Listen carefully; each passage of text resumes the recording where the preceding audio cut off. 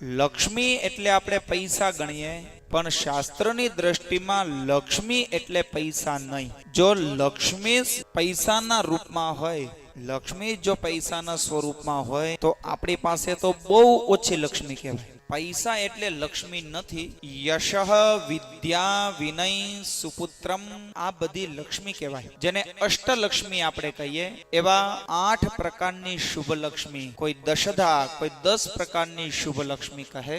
સારો યશ પ્રાપ્ત થાય એને લક્ષ્મી કહેવાય. સારા પુત્ર પ્રાપ્ત થાય, આજ્ઞાકારી પુત્ર થાય એને યશ કહેવાય. સારી વિદ્યા પ્રાપ્ત થાય એને યશ, એને લક્ષ્મી કહેવાય. વિનય, કોની સાથે કેવું બોલાય, મારે કોની સાથે કેવો વ્યવહાર કરાય, મારે મારા દાદાની સાથે કેવી રીતના બોલાય, મારે મારા દાદીમાની સાથે કેવી રીતના બોલાય, બોલવાનું આચરણ ખાલી ખબર પડી જાય તો એને પણ લક્ષ્મી કહેવાય. સારી પત્ની પ્રાપ્ત થવી, આ બધી વસ્તુને તમારે લક્ષ્મીની સાથે તોલવાના, પૈસાની સાથે, અને આ બધી વસ્તુને તમારે પૈસાથી ખરીદવાનો પ્રયત્ન કરવાનો. જો આ વસ્તુ તમે પૈસાથી ખરીદી શકો તો સમજવાનું લક્ષ્મી એટલે પૈસા.